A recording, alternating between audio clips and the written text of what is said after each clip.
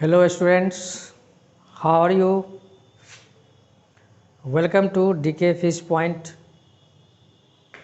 आज का topic electrostatics unit से संबंधित है और इस यूनिट के अंतर्गत आज हम लोग कैपेसिटेंस के बारे में पढ़ेंगे, अर्थात धारिता के बारे में पढ़ेंगे। तो धारिता से संबंधित टॉपिक में हम लोग गोलीय चालक की धारिता से संबंधित टॉपिक पढ़ेंगे। तो गोलीय चालक की धारिता किस रूप में निकाली जाती है, उसका मान क्या होता है, इस पर चर्चा करेंगे हम लोग। लेकिन इससे पहले जो स्टूडेंट्स इस वीडियो को पहली बार देख रहे हैं या अभी तक हमारे चैनल को सब्सक्राइब नहीं किए हैं, तो पहले इस चैनल को सब्सक्राइब कर बेल आइकन को दबाएं और इस वीडियो को अधिक से अधिक लाइक एवं शेयर करें। तो चलते हैं अब हम टॉपिक की ओर। इस टॉपिक के अंतर्गत कैपेसिटेंस ऑफ स्फेरिकल कंडक्टर के बारे में पढ़ना है, अर्थात गोलीय चालक की धारिता के बारे में पढ़ना है। लेकिन इस धारिता से संबंधित जो कुछ मुख्य पॉइंट्स होते हैं, टॉपिक्स होते हैं, अर्थात डिफिनेशन टाइप्स जो होते हैं, पहले हम इस पर चर्चा कर लेते हैं, जिससे कि आपको टॉपिक समझने में बहुत ही आसानी होगी।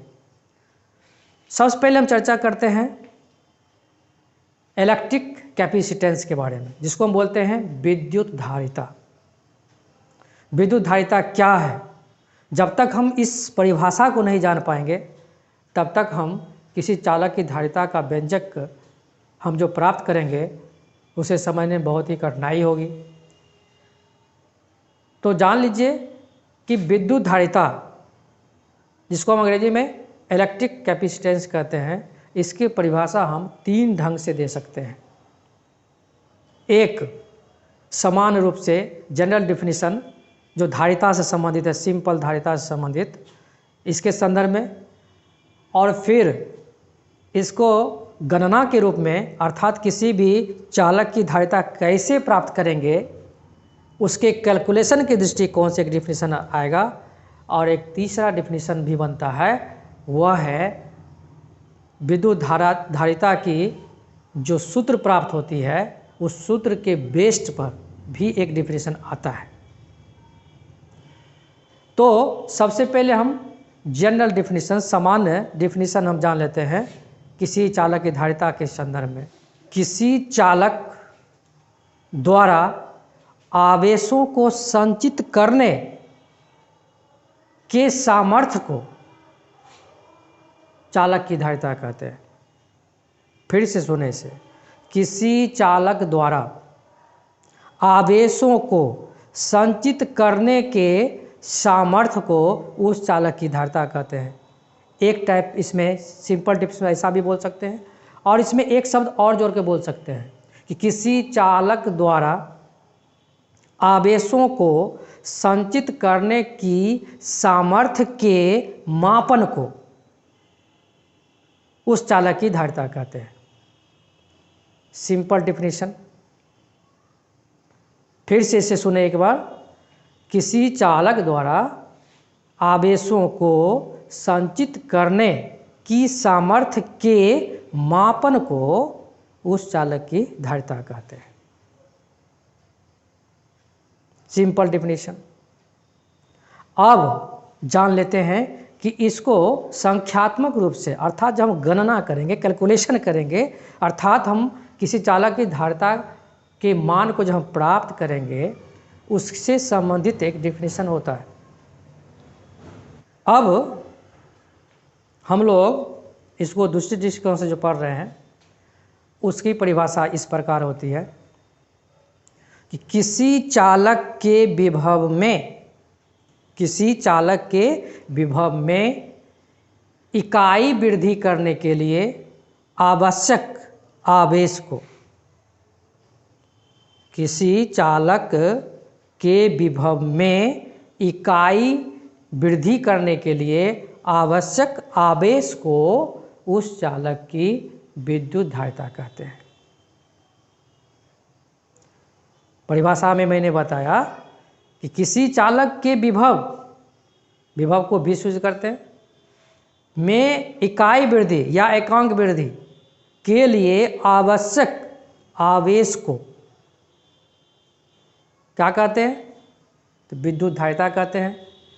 इसको हम इस रूप में समझ सकते हैं।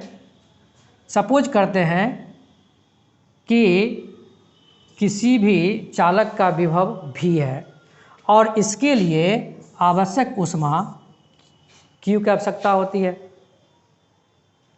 विभव भी के लिए आवश्यक ऊष्मा Q है, लेकिन परिभाषा क्या कहता है?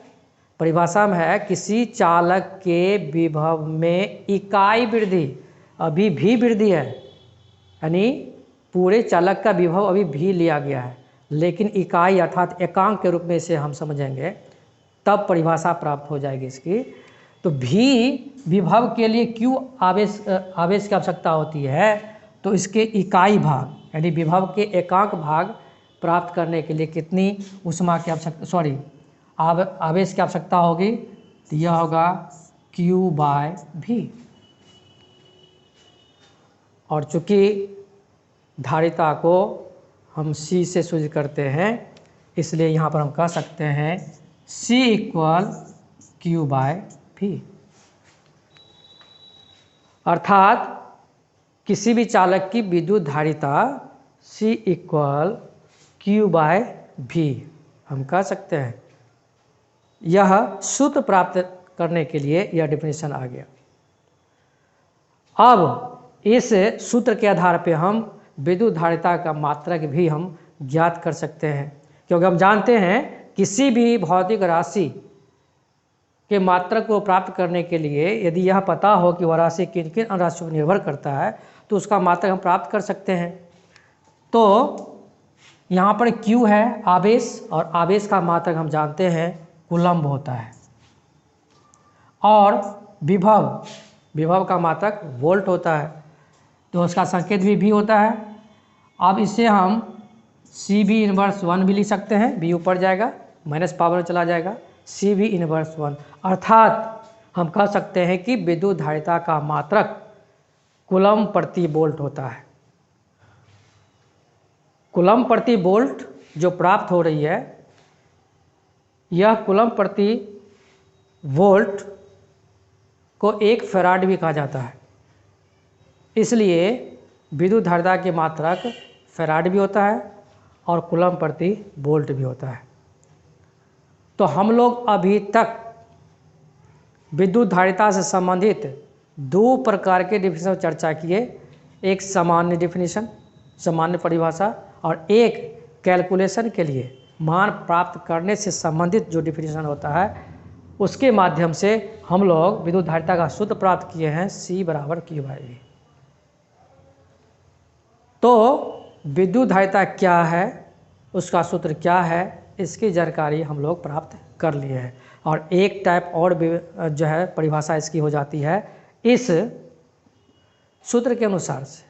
सूत्र के अनुसार से हम परिभाषा बोल सकते हैं कि किसी चालक की विद्युत धारिता उस चालक में दिए गए आवेश और उसमें उत्पन्न विभव के अनुपात को उस चालक की विद्युत धारिता कहते हैं।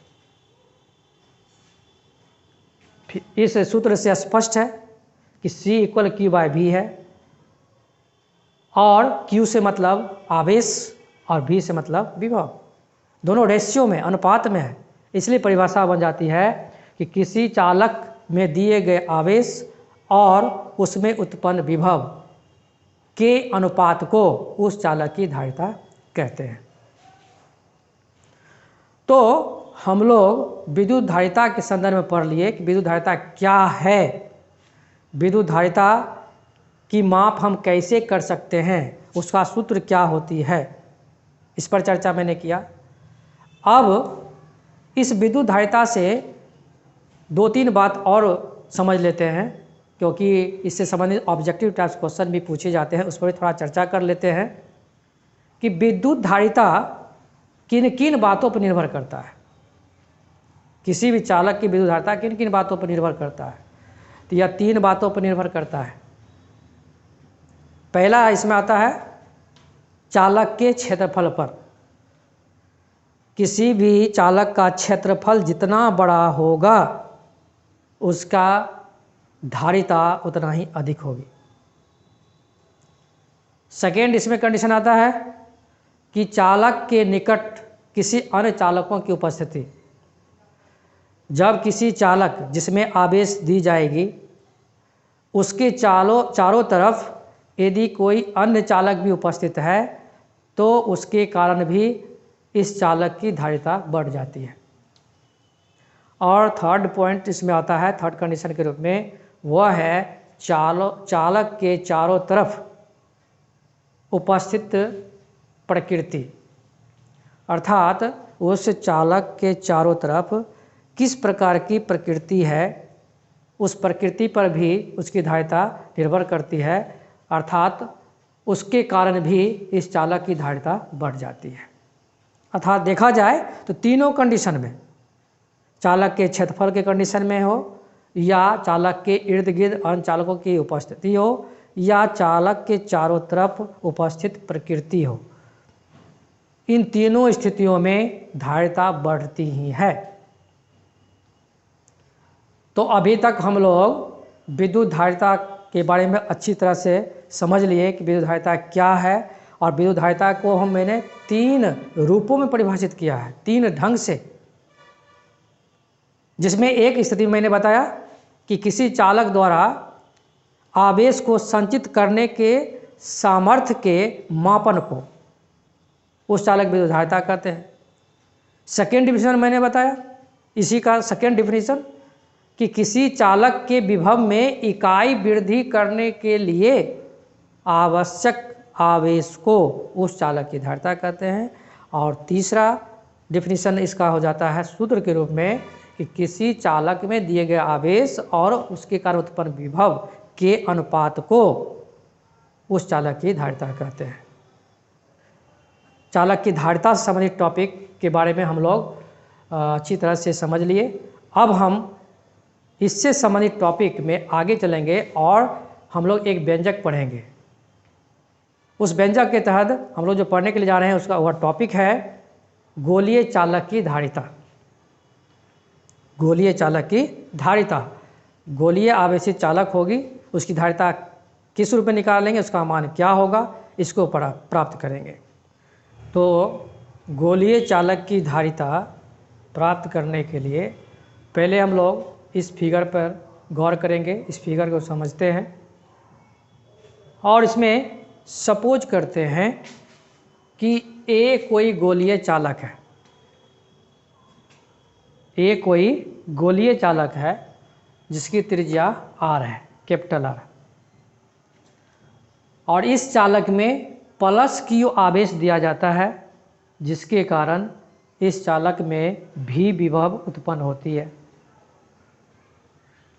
तो प्लस Q आवेश देने से भी विभव जो उत्पन्न होती है, तो उसके मान को हम लोग कैसे प्राप्त करेंगे। तो पिछले वीडियो में मैंने विभव कैसे प्राप्त की जाती है इसकी चर्चा किए थे, इससे संबंधित सूत्र भी प्राप्त किए थे। तो जो विभव के सूत्र को नहीं जान रहे हैं वह प्लीज़ आप हमारे पिछले वीडियो में जाएं और वहाँ पे विभव से संबंधित टॉपिक्स है और 3 तरह से उसमें विभव प्राप्त किया गया था। किसी गोलीय आवेशित चालक के कारण किसी बाह्य बिंदु पर विभव का व्यंजक, गोलीय चालक के सतह पर विभव के व्यंजक, और गोलीय चालक के अंदर यदि कोई बिंदु है तो उस पर विभव का मान क्या प्राप्त होगा। ये सारी चर्चाएं पिछले वीडियो में हो चुकी है। यहाँ पर इस तीनों में से जिस सूत्र का यूज करेंगे यहाँ पर वह होगा जब कोई बिंदु गोलीय सतह के, आवेशित गोलीय सतह के सतह पर वह बिंदु जब स्थित होती है तो उस पर विभव का सूत्र क्या होता है, विभव व्यंजक क्या होता है, इसका इस्तेमाल करेंगे। और इसके लिए हम लोगों ने पढ़ा था V इक्वल 1/4πε0 इंटू Q/R।